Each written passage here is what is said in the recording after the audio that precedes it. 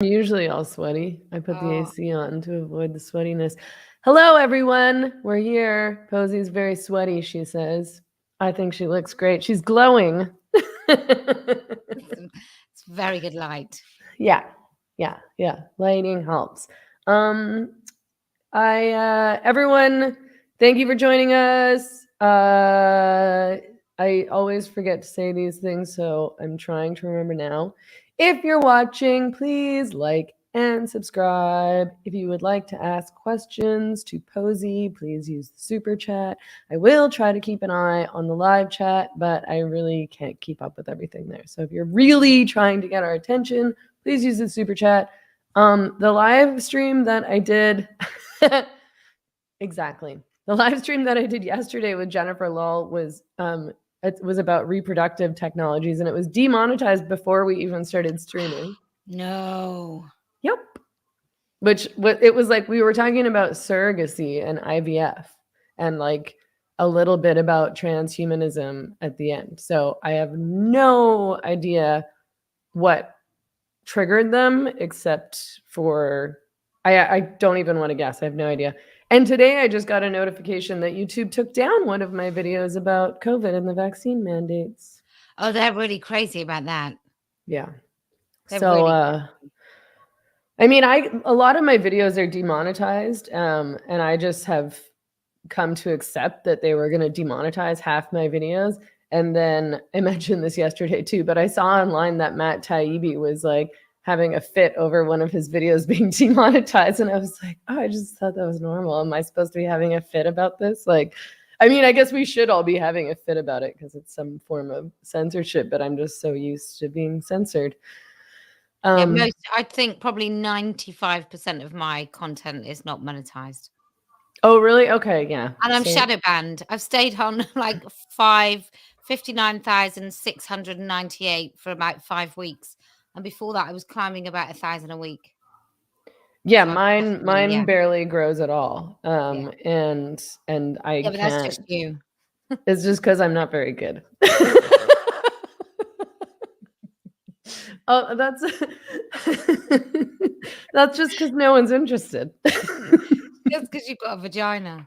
Damn it. If only I had a Matt Walsh style penis. I identify as having 6 million subscribers. I mean, hopefully you'll get there. So tell me, how are you? Yeah, I'm good. Do you know, I'm really good. It's I think the youth say ratioed these days, and yeah, it's quite good. I think that if are we talking about friendly fire, or are we talking about generally? Are we talking about Eddie Izzard? Are we talking about American Tour? What are we talking about? Pedophiles. I mean, I do want to talk about the Brighton event and the backlash. I mean, first of all, tell me how the event went. Tell us about the Brighton event. It was so we had a documentary film crew, and let me just say, I never ask documentary film crews or anyone who wants to interview me, sort of media based. I don't ask where their allegiances are. And I'll tell you why. I think my argument is really convincing because it's true. So I don't care who wants to film me. I don't care how they want to snap and edit, and I don't care. So I didn't ask, and they were lovely. They came to my house. There were 3. They came to my house. They asked really intelligent questions. She was lovely, a woman called Max, really nice. And so they came to film. So they came to my house, and then they sort of filmed me packing up the car and stuff, and then they filmed in Brighton. So that was really quite exciting. And then as I arrive, there's absolutely loads of women that volunteered to be stewards, all run by a woman called Iris, who's she's phenomenal. And so all of this stuff had been organized, and then we sort of head over to the square, and as we head over to the garden, the park where we were going to do the talk, there's loads of TRAs, and wherever we go to stand, they just sort of follow a mass. It's quite funny. You could put it to good music, and it'd be hilarious. But what was great about Brighton is there were a lot of faces that I'd never seen before, and that sort of happened also in Manchester and Bristol. Women that really can't make it to London, and we just had these phenomenal speeches. We had a woman that had been put in prison for 7 weeks for basically being sexually assaulted, and I don't know this. I'm going to guess that the police decided she was a nuisance, and so she got put in prison for 7 weeks alongside a couple of blokes. And yeah, and so Were they men who were identifying as women or just men who identified as men? well, they were men who claimed that they thought they were women. Uh-huh.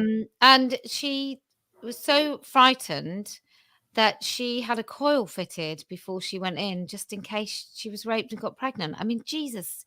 It's just anyway. So she spoke. Another woman talked from the NHS who talked about the duty of care, and I clipped a bit where she's talking about a woman who had ended up non-verbal. She'd either had a stroke or something had happened to her, something catastrophic, and she was immobile and non-verbal. And so she sort of said she can no longer, in the NHS, that woman can no longer be guaranteed single-sex provision. So these were powerful speeches. Another woman talking about her autistic daughter will need care as an adult. Can she guarantee it to be female? And so on. And so the speeches were powerful. The opposition was noisy and very small in number in comparison to these so-called trans allies in Brighton. And a lot of people came out for it. And as far as I was concerned, it really was this sort of lightning moment. It was brilliant. And I don't think you could watch any single one of the speeches and not be moved. Like, just really unlikely. There was a lady with a mask the whole time, and then she just came out with a sort of all these links to paedophiles. So she was Irish and talked about the history of paedophilia and men encroaching upon women's boundaries and what happened to in the laundries. And it was phenomenal. I think I probably cried about 5 times that day, but it was just lovely. And then we had some backlash because, it can't be good. Women's testimony is not good enough. Right. I mean, it's very frustrating that what actually happened at the event was not the focus, and that there was this heavy focus on 2 things. So I'm not familiar with this group. What, Heart of Oaks? You and about 99.9% of the British population. Yeah, I'm like not who are familiar these with people? them. Okay, so who I think they are and who other people have claimed they are 2 different things. Who I think they are is a relatively kind of UKIP, I think they probably have views on Islamification, Sharia courts, for example. Now, the left will say anybody that opposes certain elements of Sharia law, automatically you can decide that they are far right. Anybody that talks about grooming gangs and actually identifies the rapists, you can say that they're Islamophobic and therefore far right. And far right has ceased to mean anything these days. Or is talking about immigration policy and whether there should be literal, like open borders. Yeah. No one thinks Japan should have open borders. We're quite happy for Japan to have a culture.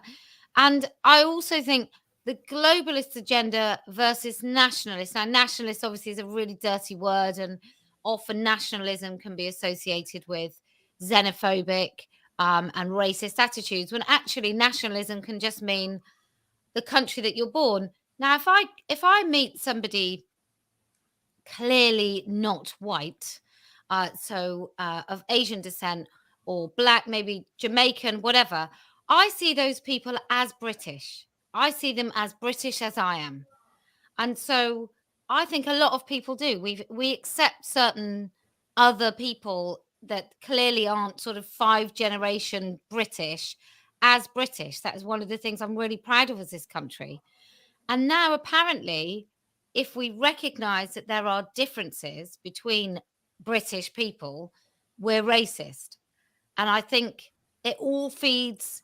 If I was a globalist, if I was a powerful oligarch and globalist, I would want to say anybody with any idea of nation state as sovereign nation state, and sovereign is also a word kind of attributed to the far right, but a sovereign nation state, I'd want to pretend that they were raging racists and xenophobes rather than people that think, I want to democratically elect the people that make decisions on my behalf.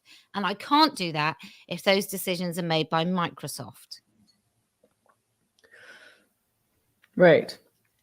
I mean, and the other thing is that there are some very big problems that have come from mass immigration in Europe that the left doesn't want to talk about, as outlined very well by Ayaan Hirsi Ali and Douglas Murray. I mean, look at Sweden. God's sake. Yeah. It's I don't know what do we think? That we're allowed to talk about the plight of women in Pakistan, but we're supposed to think that just happens by weird osmosis in the air and not by kind of a culture. Yeah. Now, I'm not saying all Pakistani men are anything at all. I'm just saying if you grow up in a culture in which women are treated like absolute dirt, in a different way than the dirt that apparently Western women are treated. But there are little baby girls on rubbish dumps in Pakistan. Do we honestly think that those people can fly over and they just get rid of all of that women hatred and they land in whatever country and they're exactly the same as wherever they land?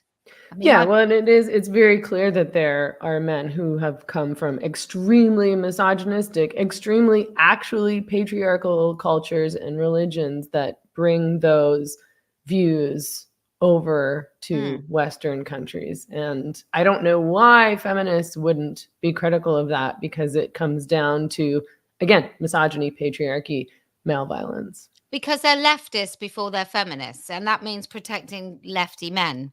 That's the only thing I can come up with. And I'm not beholden to the left or feminism for that matter, neither of those things, because I believe that there are fundamental, universal rights and wrongs. And I think as soon as you subscribe to an ideology, you are bound by some of those fundamentals in that ideology. And I think some of them are absolutely wrong. I don't think you can genuinely center the liberation of women if you won't call out the rise in rape in countries like Sweden.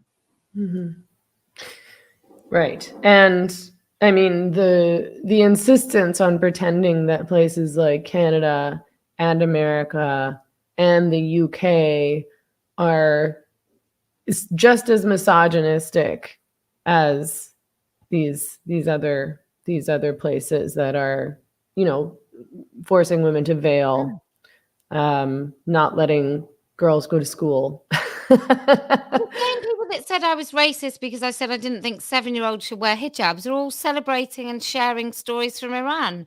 You're like, where is your consistency? I was recently on a very famous woman's page, Gail Dines, actually, who I think is an incredible campaigner against porn. She's done so much in the fight against porn, so much. But some of the women that follow her, it's just the incoherence of some stuff. So there was a comment made that Johnny Depp's new girlfriend, who was the lawyer, is a traitor to her sex class. Wait, Johnny Depp's dating his lawyer? I believe so. Oh. I don't know this. I don't follow celebrity kind of lives. I've got my own. I mean, I try to, but I don't have time. Okay, anyway. So I can barely follow my own kids' lives, let alone mine. But yeah, so anyway, there was a comment made that she was a traitor to her class. Now, on that same page, I was totally ripped apart and somebody cut these threads where I apparently had victim blamed by saying that not all women can be victims of domestic abuse, because some women recognize the first signs of it because they have different sort of boundaries, whatever. Some women are equipped. I don't know if I would say naturally, but maybe this is about how they're raised with red flags that other women seem to lack. And is this kind of what you're arguing? Yeah, so this is what I've said before, and I've said that I think fundamentally what we need to teach women is to recognize, is to trust their instincts. Yeah. And all humans, actually. That's how criminals get away with stuff. What they rely on is politeness and you to rationalize your fears, right? And I say, don't rationalize your fears, trust your fears, because they know more than you do. And so I was just talking about that. And I said, I think some women have boundaries and blah, blah, blah. And I was told I was victim blaming. And it's kind of used against me saying that women deserve to be beaten if they're domestic violence victims, which is not remotely what I've said. Right. So then they're on there calling this woman a traitor on the basis that because she's got a high-powered job and she's educated, that she is less likely to be a victim. And I'm like, I don't think that is the fundamental difference between women who are victims and women who aren't, is being educated or anything or having a high-powered job. I don't think that is the difference. I think there's something far more fundamental and foundational about the difference between women who recognize abuse and women who don't. And I don't think wealth has got anything to do with it whatsoever. And now that, now I'm being told that I'm terrible, that I don't recognize some women are traitors. And I'm like, make up your mind, because it's not coherent. Anyway. I think that, first of all, women of all classes are subject to domestic abuse, molestation, sexual abuse, rape, so on and so forth. Obviously, women with means are better able to escape. For example, working class and poor women are obviously more likely to end up in a transition house because they can't afford a hotel or they can't afford to just go get another apartment, which is, of course, so much of what we talk about around the trans issue, because it's working class and poor women who are really the ones who have to bear the brunt of this infiltration of men on women's spaces, because these women end up in transition houses, in shelters, in prison. These are the most marginalized women who are being forced to contend with these mentally ill men. But yeah, I think, I don't know, like there are some women, and I can't figure out why, who just don't seem equipped with red flags that others are. Like, I think that my red flags are pretty strong now, but not always. And I'm always like very confused when women sort of blindly trust these guys who set off my spidey senses and who I sort of immediately suss out as narcissists or abusive or creeps. And they're like, he seems really nice. I'm like, yeah, he seems really nice. I agree. He's acting really nice. But I think what therapists talk about, and wiser people than me, is that we go home.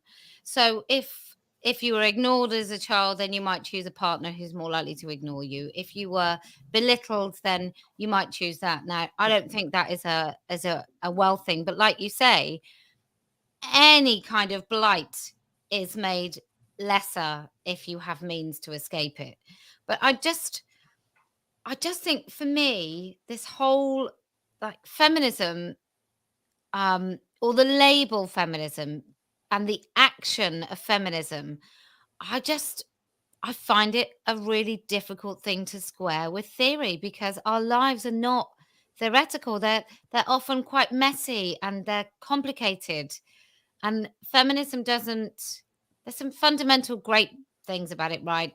Like somebody said, oh, don't you believe in the sisterhood? I was like, me? No, I don't. No, I don't at all. And you know why? Because the sisterhood has been so fucking shitty to me. The sisterhood. Bitch at me for 3 weeks. Yeah, I believe in it. I mean, that's not like, so many women have supported me over the years, and it's been amazing. And my focus is still on women's rights. And my focus is still, like, I work with women still primarily. I still interview primarily women. I also work with men and interview men.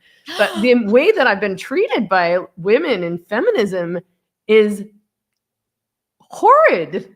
How dare you write something and then disagree with one person or wear a bit of eyeliner? How dare you? Well, and how dare I not sit down and shut up and like do as I'm told? And the COVID thing, I think, was very, very interesting.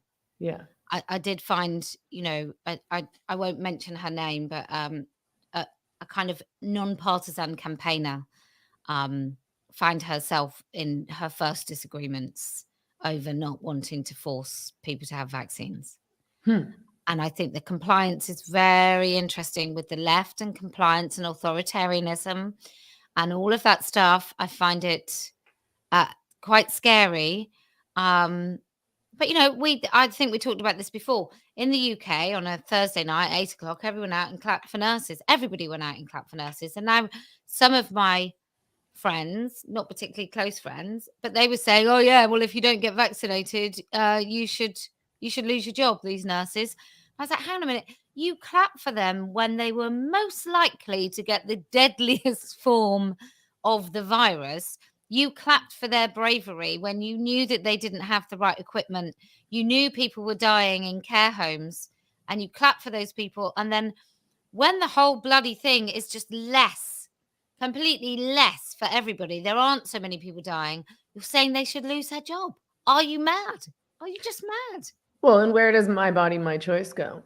It's these. This is why these are mantras. People blindly repeat mantras without thinking about them and without even meaning them. Because if we're talking about abortion, they'll say my body, my choice. And then as soon as they're talking about something that I guess is politically inconvenient or politically incorrect, politically inconvenient for them to stand up for, they can't say my body, my choice. It should be your choice to decide what you put in your body.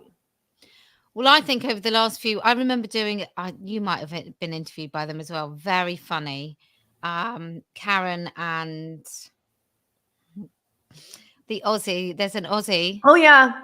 Karen. I'm having Karen on my channel again next week. I love her. They're both hilarious. Just so funny. And they did a segment for me called TRA or Feminist. And they read out things that have been said about me. And this was years ago. Was it a TRA or a feminist? And it was really difficult to tell. There was stuff about my looks. What did they say? Well, one of them was like, it was things like she looks like she's been dragged. She looks like Kim Wilde's been dragged through a hedge backwards. Now Kim Wilde's like an 80s pop star. I don't know. Really horrible, just things about my looks, just quite scathing things. And it was, I did know some of them, but it really was difficult to tell. And one of them said that I was like losing my looks faster than something. I can't remember the end of the sentence. And I was like, first of all, I look great for 42. Second of all, what the fuck kind of feminist says that? There's nothing I can do about it. It's so weird. It's like, yeah, I'm aging. I won't disclose who this person was talking about, and I will not disclose who it is. Certainly not on air. But when I was doing something somewhere, I'd mentioned inviting one feminist, and I was talking to this feminist, and they said because of the way that person had talked to somebody else in an interview, they wouldn't share the platform. And I just don't even know what to do with that. I just find it incredible. Literally slicing off the breasts of 13-year-old girls, and you're going to talk about some comments that somebody made on somebody's podcast and how you now can't really stand with them. Well, and it seems obvious, but I don't know how feminists think they're going to make progress on this issue if they don't reach a wide audience, which you can't do if you demand that audience agree with your leftist politics and your woke ideology, because most people don't give a shit about that, or they think it's stupid. Yeah. They don't want to win. They want to impress their friends. They don't want to win. It's elite politics. It's elitist politics. And I don't know how many people I'm angering by saying that, but, and I mean, and I feel particularly justified in saying these things because I used to be like that. Yeah, And I changed my mind and I was worse. like, I don't think this is a good approach. And I don't like this.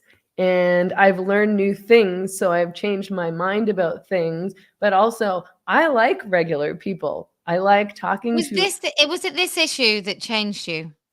It was the Trump stuff and the COVID stuff, I think. The way But you were on your journey way before the Trump stuff, no? I mean, okay, so the gender identity stuff, the censorship stuff. I mean, dealing with feminist infighting and the attacks on me from feminists over the years certainly changed my mind about that. Having been attacked by the left for a decade and finally being like, okay, bye. Like, but I tried to sort of hang on, and I thought I could just convince the left to our perspective.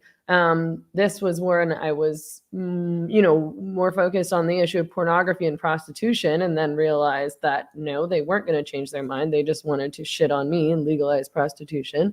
Then the gender identity thing came along, and how the left treated myself and other women in this fight was abhorrent and disgusting and obviously misogynistic. Obviously, they weren't concerned with poor working class women. Obviously, they weren't actually concerned with marginalized people when they were, positioning these scary men as marginalized and silencing women. So there's all of that. Then there was the way that people were treated who voted for Trump, who didn't want to vote for the Democrats, and how they were libeled and vilified and misrepresented over and over and over again. And then our Brexit people. Yeah. So racist, stupid, uneducated, have no idea, vote for Christmas. Yeah. Yeah. They were all rich and white, which wasn't true. Ours was stupid and poor. Stupid, poor, feckless, dumb people. Well, yeah, they shouldn't even have the right to vote. Too stupid to vote, right? Unlike Biden, who is a positive Brilliant. genius. On the ball. And then there was all the COVID stuff and the embrace of authoritarianism and totalitarianism. And again, the lack of recognition about how all these lockdowns and mandates were affecting actually marginalized people, and what realizing that these people who talked about marginalized people at all had no idea what marginalized people actually thought, nor did they care unless they were agreeing with their politics and their ideologies. I find it really interesting how the feminists who attacked me still haven't learned it's just not a good look. It's just not a good look. Nobody is going to say, oh, so you're going to go, you're not going to talk about how can anyone have listened to Amanda, who I've used in my little trailer about coming to the US? And she talks about being so frightened. How can anyone not want to talk about her? Because if you want to win the argument, if I talk about her very coldly as like a PR thing, as opposed to a genuine, like just amazing woman, just from a PR kind of our argument point of view, she's our argument, right? It's that. It's being trapped. It's being punished. It's being put in solitary if you don't address a man with female pronouns in a women-only prison. That is a winning argument. That is a perfect case. Why would you not want to raise that voice? Unless you're in some nasty little wind-up WhatsApp group in which you're so angry, and the source of the anger, I know not what it is, but you're so angry with me that you'd rather throw all of those women under the bus who spoke with shaking hands sometimes and shaken voices, rather than raise and uplift those women. Like I must live rent-free in those women's heads. Yeah, I'd never really been able to figure out the anger because it's quite extreme. I mean, and I've been harassed by some of those women, like harassed to the point where I had to block them from my Facebook page, which is not something I do very often, because they just wouldn't leave me alone. And the trolling was so constant that I started to think that some of them had some kind of mental health issue. So it was like, you're obsessed. You're obsessed. And I didn't really understand. And then I started to realize that I was like, I think a lot of this just has to do with the fact that I still work with and like and support you, and that I won't reject you. Sorry. And I was like, that's a lot. It's not just anger at you, it's anger at anybody who Well, look at supports Maya you. Forstater and Helen Joyce over the last few weeks, just for coming and talking. So, I mean, yeah, I know. I saw Maya Forstater being attacked again over supporting you, also as guilt by association, right? But so let's talk more about, so this Heart of Oaks group came and filmed. A woman and a man, I think it transpires to have been. And they came and filmed. I don't care who comes and listens to what we have to say, right? I genuinely don't care. How would you stop anyone? I mean, I never would. Anybody who wants to come, anybody who wants to film is welcome, unless they're being violent or disruptive, unless they're dangerous. Then, I mean, I'm gonna like check people at the door for their politics. Well, the documentary film crew, it now transpires, may or may not be very, very woke. Probably don't agree with me at all. And in fact, I've had a bit of an exchange with the director this week and just said, look, I trust that you're going to make a film that you can put your name to. I trust that what you think you deliver is honest. And whether you agree with me or whether you think I'm the devil incarnate, it doesn't actually bother me, because I trust your integrity as a film producer. Now, it might be that her thinking, as far as I'm concerned, is totally, totally wrong. I don't care. So then they were saying, oh, so you've got Hearts of Oak far right, and apparently I had far left. So I think that makes me equal. Like, I can definitely stand by saying that anyone can film if at the same time I have the very, very left and the very, very right. Neither of those things I think are true. I think that maybe the film crew are a little bit woke. They use words like queer in their sort of bios, and maybe Hearts of Oak have some views, or they've certainly interviewed some people that people have decided are persona non grata. And if you even listen to those people speak, you must be far right. But anyway, they filmed and put it out. I don't care. They could have been Pink News. When Pink News write to me and ask me for a comment, I always thank them for asking me to comment. And they don't usually edit in a unprofessional way. They might not put my full kind of 4 sentences. They might only put 2, but they don't crop it about. They don't misrepresent me. And I'm happy to give comment to Pink News. So I'm certainly happy for someone to come and film. And then people are like, oh, you didn't get consent. And if people had known, I'm like, what do you think is going to happen if someone just videos you and puts it online, like I'm going to anyway?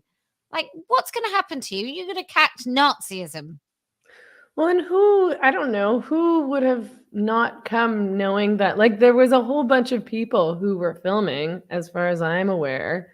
I mean, I just can't imagine that somebody would not come because they were like, oh, well, this group is filming. And if they film me, then everybody watching is going to assume that I'm a Nazi. And the reason they think like that is because that's what they would do if somebody else was filmed and it was put out. I think they reveal so much about themselves. If I saw something and you were being videoed, or you were on some channel and somebody was videoing you in a park making a speech, I wouldn't think, God, she must fully endorse everything those people have ever said. I wouldn't think anything of it, because I don't believe in guilt by association. That's what these people believe. Yeah, it's a really strange thing to focus on. And it's really strange to think that you could control that in the first place, who films you. There was the other controversy, so it was the Heart of Oaks thing that they focused on, and then there was a woman who I'm not familiar with who was said to be like a right-wing commentator who spoke at the event. Who was that? Yeah. So her name's Sophie Corcoran, and she's 19 or 20, working class, went to uni, seems quite bright, has made some comments. As I understand it, I think one of them is sort of saying, how is it that I'm broke when I walk past a girl my age, she's got a baby in a pushchair, claiming benefits, and the baby's got designer clothes. Now, I can see that is not a particularly astute thing to talk about, because actually what's really happening is that those women have got no aspiration beyond designer labels for their kids, or so it seems. And that would be because we're not delivering the right sort of aspiration to young women in this country. There might be a certain sort of underclass that's all about designer clothes and not mortgages or whatever it is, right? There's a bigger conversation to be had. She's 19. She ain't going to get everything right. And I think she has a right to say it. And actually, what she said on my platform, on my microphone, on my channel, she talked about men not being women. Like, why am I going to object? I just think if you want to go down that road, which a lot of these women are, I think we have to accept that that's why the left is no closer to understanding the plight of women than 5, 7, 10 years ago when these women started raising the alarm. That's why they're particularly ineffective. That's why Women's Place UK, if I'm going to just name them, Women's Place UK have been trying to work on the Labour Party and Labour Women's Declaration and all these people, and I'm sure they mean well. There's no success whatsoever. Mm-hmm. And if you are bound by these limiting ideas that only some people are allowed to speak, you only stand for some women, then you're just not going to win. You're not going to convince anyone. I think you're just not going to get anywhere. And I think that's how we've seen this play out is, struggling with these left-wing people who hate us, who don't want to change their minds, who don't care what we have to say, who clearly don't care about our concerns, who don't want us in their parties, who don't need us for any reason at all. Struggling with them to get them to like us, to listen to us for years and years and years, and refusing to speak to people who don't identify themselves as left-wing, who aren't attached to left-wing parties, I think is completely purposeless. I mean, I think it's fine to choose not to work with certain people based on, whether or not we think that they're trustworthy or legit or have integrity. Whatever I think we reason. can, I mean, there's people that I don't want to work with because they creep me out or I don't trust them or I think that they're phony. But it's not to do with their politics. Well, don't you think as well, this is what happened basically. They were going, we're going to be associated with the far right. And then you're like, why would that? Well, because she worked with the far right. And you're like, yeah, you're the only people saying it. You're going, oh my God, they won't work with us because of something that we told everyone. And now nobody will work with us and we're not associated. But we keep talking about this woman and our association, but we're not associated. And she's gone far right. And now people think she's gone far right because we told them that she's gone far right. Why does everyone think she's a Nazi? Well, because we told them. We didn't want them to then use it against us and say we were associated with her. Yeah. Like, oh, it's so stupid. So they're just like running into a wall fast. Well, it's very frustrating. But so it goes, and we move forward, and you are moving forward. And I was very, very excited to see that you have plans to make a documentary about women and women's fight against gender identity ideology, because we started this. Yeah, and the story I want known is I want the penalties that women have paid for this men's rights activism, the penalties that families have paid when their children are sucked into this cult, and the kids, and the aftermath when the mutilated realize that they are mutilated and there is no going back. I'm not saying there's not life after these horrible surgeries, but Christ, I can't imagine the bravery of admitting that you've done something so catastrophically wrong.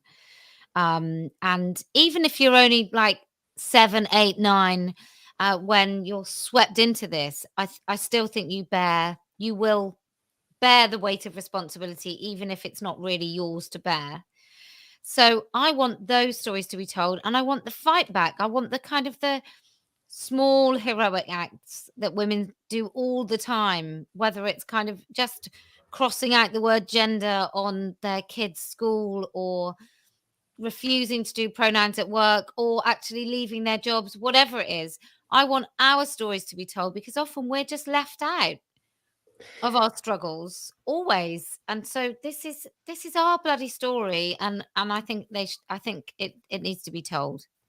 Well, and I think that it's been, brave individuals who have spoken out, who have made a huge amount of difference, because it emboldens others to speak out. Yeah. I talked to a woman just last night from a group called Our Duty. Her name was Erin Friday, and they've organized a rally in Anaheim. Their focus is fighting the transing of kids. And she is a parent of a girl. She's talked about this openly. We did an interview. She talked about all this, so I'm not divulging anything that she hasn't. She's the parent of a girl who, over COVID, started spending all her time online and decided that she was trans, like with the encouragement and, indoctrination from an older girl. And of course, these legions of people online who want to tell kids, maybe you're trans, and if your parent doesn't go along with it, it's because they don't love you and you should run away from home. These like really evil people. And she fought it. She wouldn't go along with her kid. Like I asked her, I was like, what do you say? What should parents do? There's so many parents who are facing this, and it must be so horrible and terrifying, because you don't want to lose your child. And you have so little support. And so she just, she was like, no, you're not a boy. This is ridiculous. This is BS. No, I'm not calling you by a boy name. I'm not using male pronouns. And her kid came out of it, luckily. But that, imagine how scary it would be to be a parent, to speak out about this against, your school, the school. And against your kid, against your own kid. Yeah. I think that's the, but yeah, everywhere you go. I mean, I sort of think that you have to think of this stuff, if it grips hold of your child, the same as, would you let them have crack? Would you let them have smack? Smoke weed at like 12? Would you let? But it's even worse than that. Oh yeah, it's much worse. I mean, no, most parents would say no. Of course, we're not going to let our child start drinking and smoking and using hard drugs at 13, 14 years old. But, this is about potentially ruining their entire life. And also, if you said, oh, we're stopping our child from taking crack, everyone would go, oh, of course. And the doctors would go, yeah, of course you should. And everyone would say, yeah, of course. But this is basically like everyone else saying, no, give her the heroin. Why would you not allow this wonderful little girl to take as much heroin as she wants? I mean, she says that she'll run away if we don't give her heroin. I mean, look, I've thought about this before this gender stuff, because my kids know that they're just, we're not in the States for a start, and they all know it's absolute shit. But you know, I've thought when they were little about drugs, and I think I'd lock them in their room and board it up and pass them food, pass them, like, let them out for 5 minutes a day. And the first thing I think I would do if my kid was involved in gender stuff is I would not have the internet in my house. That's the first thing I would do. Yeah. That's what this woman said. That's what Erin said, is that you take away their phone, which is, she's, in her words, like World War III. Like, it's not an easy thing to do, obviously. No. You take away their phones and you keep them off the internet. I mean, the internet and social media and all these online forums have played such a huge role in transing kids, and it's also where adult predators can and are reaching these kids. Yeah, it's so scary. Yeah. It's so scary. And you know, so I just wanted to say, this rally that this group is doing, Our Duty, is happening on October 8th, again in Anaheim, and I posted a link to their website in case you want to contact them about this. They're going to be at the American Academy of Pediatrics convention, but they have very specific requests. I asked her, I was like, can people join? But they don't want anybody there who's going to be, you know, yelling and screaming, and, you know, they're trying to send their message in a specific way. So contact them if you sort of want to get involved, is what I would say. But okay, so this documentary that you're planning on doing, you want to tell the stories of women, individual women who are doing work, how women have been treated, how women have been punished. I mean, I haven't been quiet about this at all. Like, it is maddening to see these few right-wing men. Not all right-wing men. A lot of right-wing men have been great on this. You know, like, there's right-wing men, there's Christian men, there's all sorts of men who have supported our fight for many, many, many years now. And, you know, but it's the guys who are like, where are all the feminists on this? Where are all the women on this? And when you point out to them that we've been fighting this since, you know, 2015, and in some cases even longer than that, they're like, well, I guess you didn't try hard enough. Yeah, it's a bit like here we are, and you're like, oh, where have you been? And they're like, hey, there was no one here. I can't hear you. No, where have you been? Oh, there's no one here. It's just me. I'll fix this for you. So look, I'm really happy that if anyone stopped any single child from getting mutilating surgeries or taking these bloody evil drugs, I'm happy. I just think this is our fight. It's our erasure. You know, it's everybody's battle, right? But it's an existential threat to women, and I think we have an understanding very much deeper than any man who is actually involved in this, because this is a shared experience of women through puberty and through sort of male gaze or not male gaze. You know, maybe you're not pretty and you don't get male gaze, and therefore you have no bloody value. But whatever it is, we understand this in a way that I don't think any man does. And so I want to do starting on the 16th of October in LA, and then we're going to go up to, I can't remember whether it's San Francisco or Sacramento first. I think it's San Francisco, then Sacramento, then Portland, because that'll be fun. Oh Lord. And then Seattle, and then down to Texas, and then I might have a couple of days, and then I might go to Denver, Chicago, and then back down to Jacksonville, Miami, Boston, Loudoun, Washington, New York. Kind of, I'm just planning my itinerary at the moment, but I'm going for a month, and we are going to film as much as possible, and certainly a lot of the sort of women speaking in the public square type rallies. And so are you going to have a specific itinerary that we can know about? Yeah, when I do it. I'm just looking That I at driving time. No, I will you're let talking about me now. Of course, I will let. I think it would be great. I know how you feel about these events and how you feel particularly unsafe. But this Yeah. is. I just think this is. I keep saying this. The house is on fire and our children are inside, and I don't have.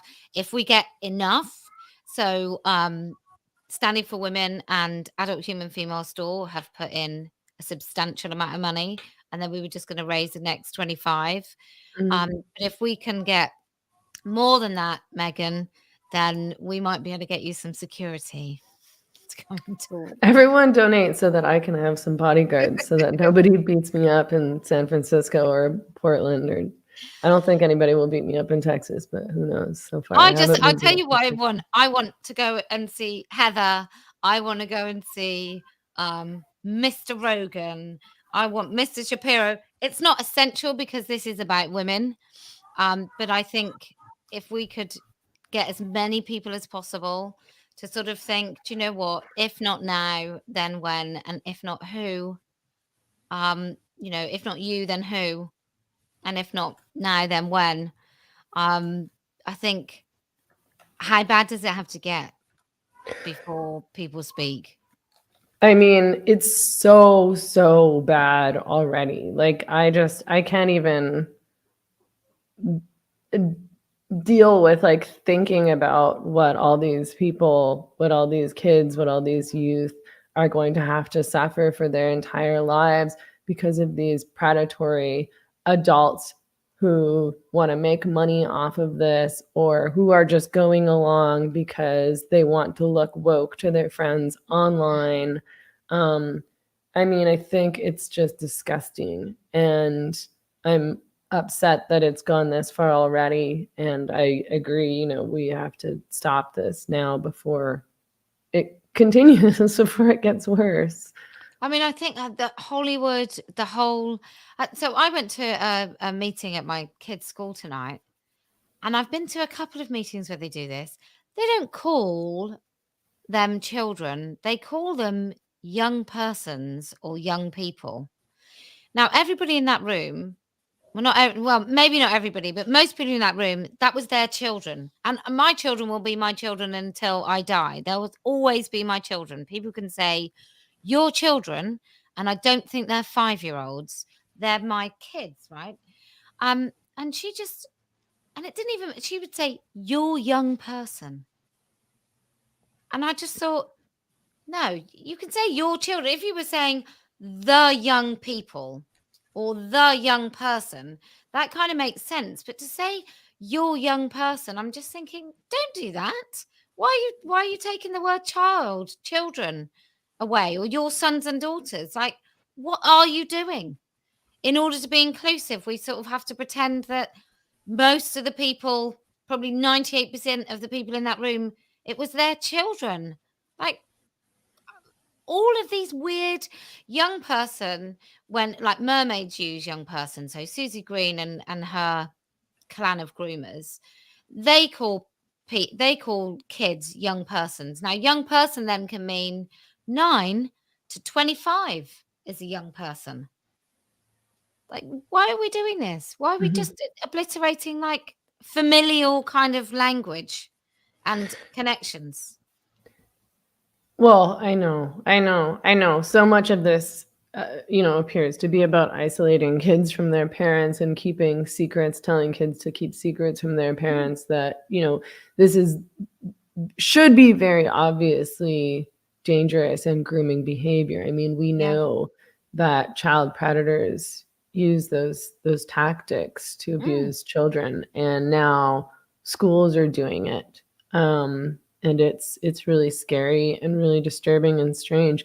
I watches the Watchman in the live chat says, companies are starting to use preferred pronouns. Should pressuring women to call a man by she, her pronouns in the workplace be considered sexual harassment? Oh,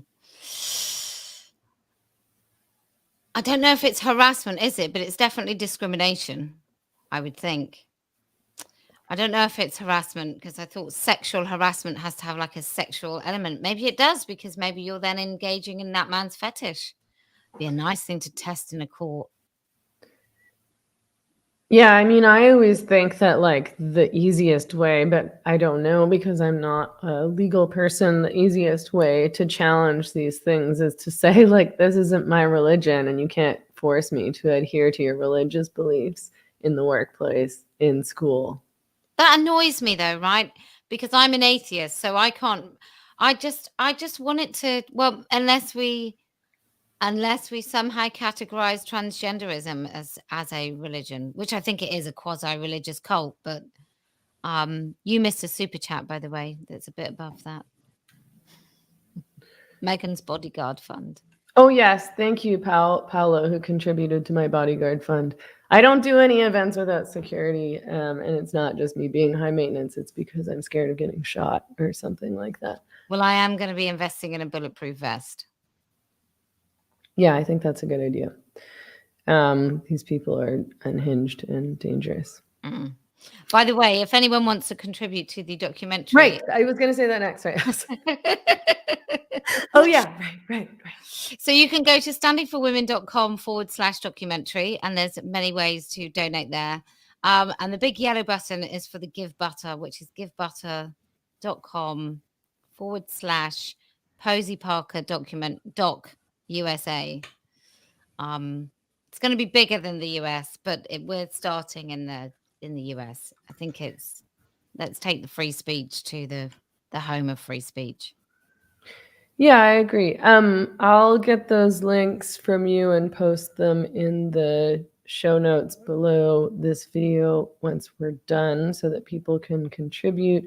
I think it's such a great idea. I'm so excited that you're doing this. I mean, I think like there was a lot of people after Matt Walsh's documentary who came out and said, well, like make your own documentary then if you're going to complain about it. But I mean, the money thing is really hard. Like I do think that one of the biggest challenges for women and for feminists who have been fighting to stop gender identity legislation, gender identity ideology, stop the transing of kids is that it's hard to get attention on the issue. And, you know, it's hard even just to put together events when you don't have money. It's hard to, you know, put up billboards without money. Well, you know what the right do? They What? give money. Yeah. Right-wing men give money to right-wing men. Left-wing women don't like giving money. Thank you very much. Well, what are you trying to profit from feminism, Posie? Apparently, woman's got well, to eat. I mean, that's one of the accusations that comes from these left-wing I live in a obsessed mansion women. with gardens. It's like, oh, don't give her money. She's making money. And it's like, do you really think that any woman is like getting rich off of this issue? And also, you surely know that we need funding, that like we can't do this work for free. J.K. Rowling's got no money. That's not what I heard. I mean, look, people make money. People have to live. Some people are really lucky and they land in really good jobs and they make a fortune. And some people are lucky and they're born into families in which education is really important. They have loads of opportunities. Some people are entrepreneurial. Apparently, though, if you want to be a virtuous feminist, you both think it's fine for someone like Julie Bindel to be married to a woman who's incredible at her job, so I understand. And Julie, I don't think is short of cash either. They both have money. That's all right. It's all right for some women to print T-shirts, not even for the cause, just with the cause as the topic of T-shirts, and they're allowed to make money. But I'm not. Well, I'm anyone's not allowed allowed to make money, but I mean, I'm not supposed to either. And this is like my more than full-time job, but for some reason these people seem to believe is that it? I don't know. I think like it's like, do you not want me to do this work? Because that's what that means. Like if I can't get paid for this work that I'm doing, I'm gonna go have to get some other job, and I won't have time to do this work anymore. I just feel like saying to when some of these women were attacking me, I feel like going, all right, then I'll just give up. Yeah, exactly. And Yeah. who's Do you want me to gonna just fill stop? my It shoes? seems like they do want us to stop. I think it sounds like they want you to stop. It seems like they want me to stop. And that's a really, really weird thing to do. And it's like, oh, okay, these women have a platform. Maybe they're making some kind of progress. They're still fighting after all these years. What we want to do is we want to make them stop because they're not doing what we tell them to do. They're not doing things in the way we want them to do. And probably, honestly, because you have a big platform. You know, you get attention, and I've they worked don't quite like that. hard Yeah. in the last few years. I've done quite a lot. I mean, I give up 2 weekends a month and I work 5 days a week, every single, and sometimes more. Yeah, me too. And you know, sometimes I do stuff in the evening, and Turf Talk Tuesday, which is glorious, and anyone can ring and have a voice. And I really hope that is what I bring to this is giving loads of women a place in which they can speak. And I just think I've actually, you know, sometimes I sit back and I think I've done all right. When I watched Jennifer Lyle's documentary, and Kat sort of says that she watched the trigonometry interview and that it was like a moment for her, or a mother says, oh, my daughter, in fact, she mentioned you as well, watched Magdalene and you and me on YouTube. And at first she was like, I can't believe you're watching that awful woman. And then she sort of lingers. And then she finally admits she's not a boy. I mean, you know, I think I've done all right. Even if those were the only two things that I contributed to, I'm quite happy. Thanks. I mean, women like Magdalene changed my approach to this issue, because I think the first time I ever saw one of her videos, and I was, you know, working on this issue, but I was not as outspoken as I am now and as I have been for the past, you know, more than a few years. But I saw one of Magdalene's videos and I was like, do you know what I mean? shared one of her clips the other And day. then I was like, oh no, wait, yeah, this is what we should all be saying. She's right. But the first time I was like, oh my goodness, she's just like being, she's like, you can see his dick. You know what I Did you mean? meet Magdalene? Because she was Yeah, tiny, finally. tiny. But But yeah. I Yeah, when watched I her. was in Scotland, I met her and she was very sick then, so it was quite sad. um, But I am glad that I did get to meet her before she passed. well, my favorite of her videos, aside from when she does a South African accent, and I can't remember what video that is, but she does one about learning how to be feminine. And I shared a clip on my Instagram the other day, and Mhm. it's I saw that. she's just like smiling all the way through. She really It's was quite hilarious. an exceptional human, which just makes it all the worse that she's gone. But Yeah. you know, she certainly changed a significant number of women in this fight as well as outside of it while she was making those videos. I mean, she would phone me when this sort of stuff happened with all these women. Mhm. She would sort of call me and be like, "Are you all right?" And you know, she certainly wouldn't have been happy with this factionalism and this crap going on. No, and she was really outspoken about free speech, and you know, said outright, you know, there's no such thing as hate speech. That's a stupid concept, which had an impact on me. And it's like, oh, she's right. Don't you think it's weird? Right. So when I'm sure we talked about this before, Megan, but when I discovered this particular issue, and it threw me into a kind of, oh, the left's a bit crap. I then really went back to, and I did this quite swiftly, many of my preconceived ideas and the things that I knew. And I thought, why do I know that thing? Do I really know it, or have I Mhm. been told it? Like, what's Mhm. the evidence for that? And it made me question everything. Really everything. Some things that, you know, I still had the same opinion on after I questioned it. But this this idea that some women can be in this fight and have not done the same, I find really quite just extraordinary. Why would you think this is the only thing you were wrong about? Right.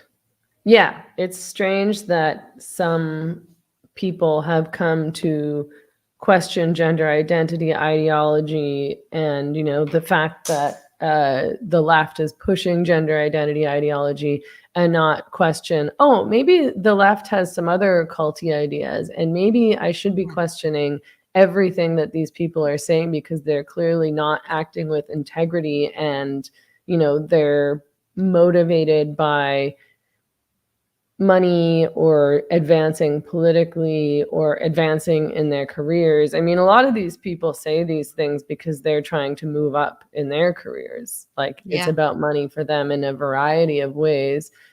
K-Hots, thank you so much for the super chat. Politically homeless women give money too. Men aren't women though is my slogan for life. Unapologetic about standing for women. Thank you. Yeah, I mean, it made me question everything too, and it made me realize that all these beliefs that I've held for, really my whole life. Yeah, why do I know them to be true? Do I know them to be true because there's evidence, because I've really interrogated those beliefs, or is it because this is what I was told and then I just repeated it and assumed it was true? And I think a lot of it was just that I'd been told and repeated it and assumed that it was true and assumed that I was good and right and that the right or, whoever didn't agree with me was bad or wrong. And I don't know. I think people put blinders on by choice. Like I think they do it for their own benefit. Well, the thing about Trump and the fact that there are some things that he actually did quite well for the country, that made a difference to certain demographics of people. And if you or if you quote some of these sort of shooting statistics about who the shooters are, who shoots and kills people, who's shot and killed, who's the most likely to be killed, why are there certain rates of incarceration for different demographics in America? If you talk about any of that, you're racist. If you talk about the fact that Trump did some good things, that means that you forgive him for being an asshole. Or that Trump didn't do very many bad things during his presidency as compared to other presidents. It's just so mad. I mean, he didn't drop a bomb on anyone. I think that's not a bad thing for an American president.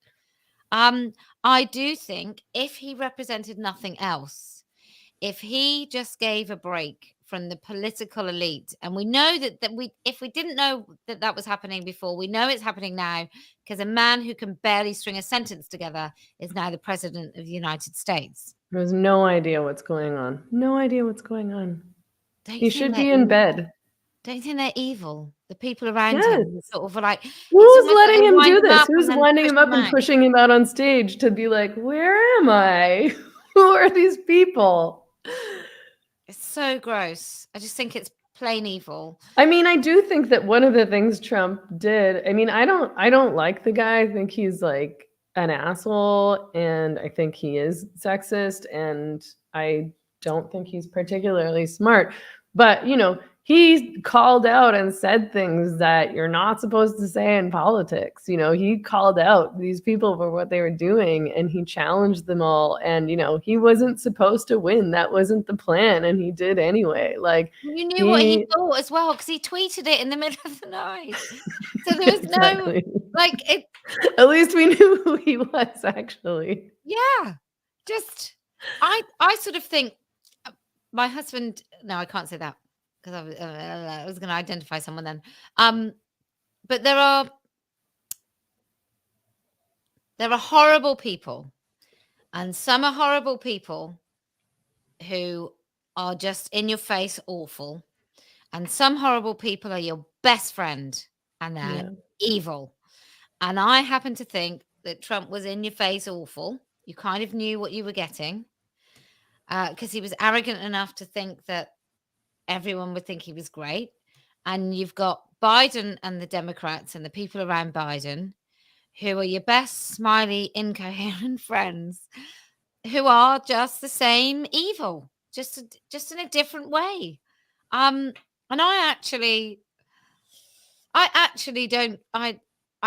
think Trump, in comparison to the presidents either side of him, and I include Obama, who closed more access to abortion than any other president, maybe not more than Biden, ironically, but more than, and I say ironically because so many leftist women in America voted for Biden because they wanted to save reproductive rights.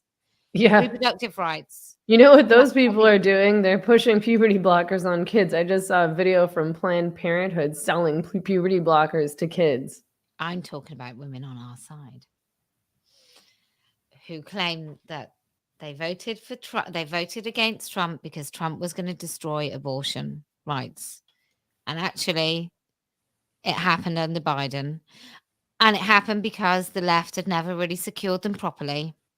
And when I say left, I mean the American left, not the actual left. Mm-hmm. And Obama, through industrialized abortion access with Planned Parenthood, he shut many. Mary Lou Singleton talks about this better than I can, and I trust her judgment when it comes to American reproductive rights. And she sort of said they took it away from women a really long time ago, which made it just a totally different animal. Yeah, I mean, and I think, again, and yeah, I've learned so much from Mary Lou about this issue, and I think she said this to me, but I think she's right. You know, I think the Democrats are using the abortion issue for votes, and I think they like that it continues to be a debate and a struggle. I don't think they want it to be resolved. I don't think that they actually want women to just be able to choose to have abortions when they want to. I think that this serves them and they want to keep it that way. I don't think this is for them about defending women's rights. Of course, it's not about defending women's rights. Otherwise, they wouldn't be actively destroying women's rights. And the best logical argument, I think, because it doesn't have to be emotional. I think clearly it is quite an emotional argument that women have the right to decide what happens to their body. But the best logical argument, rational argument for access to abortion is whether it's legal or illegal, it doesn't change the rate of abortion. It just changes the rate of death to women. Mm-hmm. Now, that is a really good argument for keeping it safe and legal. I don't know why that isn't the prevailing argument. I mean, I think women should just be able to do it anyway. But I also think that fundamentally, if you change the access to maternity services, if you change the fact that women get so bloody poor in America, if you change some of those things, I think you'd reduce the need for abortion because fewer women would be getting pregnant in the first place. I'm sure in poorer areas, the rate of termination is much greater. You know, and we know that it's so much more than reproductive rights and so much not more than reproductive rights, if you know what I mean. Fundamentally, it's about a woman and a body, but holistically, it's about so much more than that. Yeah. I mean, it is all about money and power and politics. And I think anyone who thinks differently is naive. Can you just remind us again where people can find the link to donate for the donation and your American tour? I just want to point out to everybody, in case they didn't notice, that like the thumbnail that I used for this YouTube video, I took Eddie Murphy's crown from Coming to America and put it on Posie's head. So I wanted to just make the cultural appropriation really obvious. I gave you a black man's crown. Oh my God, I've been listening to there's a movie called The Black King, which for a start it annoys me that it's not called a queen because that instantly demeans the position of a queen to lesser than a king because she has to be called the Black King. But also these amazing women that fought again. So they are real people and they fought against certain I don't know, they were a female force, a matriarchal force or whatever. But they also dealt in slaves. So they're not quite the saviors that they're supposed to be. Anyway, but it's standingforwomen.com/documentary. The yellow box, the yellow donate is the easiest for Americans to donate. Obviously, when I come back from America, I'll be starting the campaign to become an MP, competing against Eddie Izzard. So that's the other thing I'm going to do this year. Really? Yeah. Wow. That's He's exciting. Well, he's trying to be an MP in Sheffield, and I don't know. I don't think I'll win at all, but I think I can force them into the conversation because I'll be a candidate. That's awesome. I'm excited. JB in the comments says the woman king, not the black king. Oh, the woman king. Yeah, that's why it's Is this a series, did you say? No, I think it's film. It's a movie? Oh, okay. Oh, yeah, the woman king. That just annoys me. I'm so sorry, JB. It just annoys me that it has to be. Why is it the woman king? Why can't it just be the queen? Anyway, I posted the link to the Standing for Women /documentary. I posted that in the live chat. I'll put it in the notes. I want to ask you, I don't know if you have to run off yet. I have to go soon because I have to pee. But I wonder if you think that what's going on with Mermaid's signals an end to all this. Oh, well, I certainly think there'll be a distancing.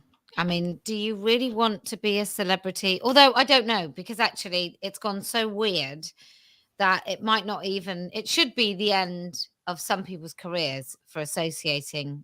Like it would have been years ago. It might have been the end of your career for associating with that. I mean, look, let's take Amber Heard. So anybody that may be stuck up for Amber Heard is probably going to be a lot less easy to employ. Right, they might be a lot less employable. Whatever we think, whether we think that she is a terrible human and he's just worse, whether we think she's a complete victim, whatever we think, just being associated with that woman, I would imagine, considering the distancing everybody did straight away, that's one thing. Is it going to be as career ending to be associated with a man who's, as at the very least, interested in paedophilia, related, like connected to a charity? Will we see statements from the likes of Emma Watson, Little Mix, and all of these other people? Will we see a distancing statement? I don't know, man. I don't think I just don't feel like any of these people are ever going to be accountable, and it makes me really mad. I mean, we've seen it with like all the people who supported all the lockdowns and the vaccine mandates and all that horrid behavior, and they haven't backtracked, even though new information has come out that, you know, all that caused more harm than good. I just think all these people who supported, you know, I saw somebody posting the other day, like, oh, like there was more overdeaths during the lockdown because of the lockdown. I was like, you screamed at me over the internet for going to Mexico and for criticizing all these mandates. Like you pushed masks, you pushed lockdowns, and you punished and hated people who didn't go along. And now you're looking back and being like, oh, maybe this wasn't so, but she's not saying, oh, maybe it wasn't so good. She's like, you know, man. They just glom on to what the convenient politics are of the moment, and they refuse to admit that they were part of it in the first place. Like all these people who called us TERFs and transphobic and bigots and wanted us arrested and banned from the internet and kicked us out of their friend groups or political circles or fired women from their jobs, who said, you know, support trans kids, like love is love. I don't think they're going to backtrack or be accountable for what they did or what they supported or what they participated in. I think they're just going to go along with whatever the thing is to go along with. Well, I've got a record, I think in about March or April of when was the first lockdown? 2020? Yeah. I've got a conversation with Brendan O'Neill and I where we both say that we think the consequences of the lockdown will be greater than the actual pandemic, whatever it could have caused. The consequences will be everlasting. I'm so glad I've got that on record. I'm so glad because it's all coming out now, isn't it? Everyone's admitting they lied, and we know, there's places that are saying we're going to go cashless within 5 years. I think Steve Bannon, oh my God, I mentioned that name. He's been talking about the Great Reset for a really long time. And it seems, and he's not the only one. But there was a really good interview with him and Tim Pool where he talked about this, and he talked about sort of information wars and so on. I think I'm sure there's loads of reasons why I'm supposed to really hate him, but this particular thing, he was amazing. So I mean, is trans. So Russell Brand's someone I've been following because he's really come out of his leftist kind of stronghold and against globalism and so on. Yeah, he's been great. Well, he said something. He said, "Oh, and we're supposed to be distracted by these divisions, gender identity, race, blah blah blah." And I just thought, hang on. Whilst it may be a distraction, there are genuinely victims when it comes. I'm sure they're genuinely victims of race, but there's genuinely victims of people from this push of gender identity. So you can dismiss it out of hand if you want to, as like a distraction. But actually, women are losing their spaces, and kids' bodies are getting messed up. So, it's interesting he hasn't really touched upon this, and I don't quite know why when he talks about big pharma and opioids and vaccines and that stuff, that he doesn't quite get this. Or maybe he does. He's just not brave enough. I mean, he's pushed back against so many things, and they've been censored on YouTube too, actually. So you'd think that I would think he would be brave enough. But maybe he doesn't quite get it yet. Who knows? Where is he? Is he in London? I don't know. I thought he was in the States, but apparently he's in London. Oh. Lola Moth says Brandon has an iffy past and won't want the light shone on it if he gets into this debate. Don't know what you mean, Lola. Don't know what you mean. I mean, he's taken quite a few risks, so I don't know that he's too worried about that. But who knows? Okay. Well, I'm going to let you go. Thank you for joining me on YouTube this evening, my afternoon. Thank you everyone for coming. Thanks for your super chats. Please like and subscribe and share, and go to standingforwomen.com/documentary to donate to Posie's Sure to Be Amazing documentary. I can't wait to see you in America surrounded by bodyguards. Be great. Okay, bye everyone.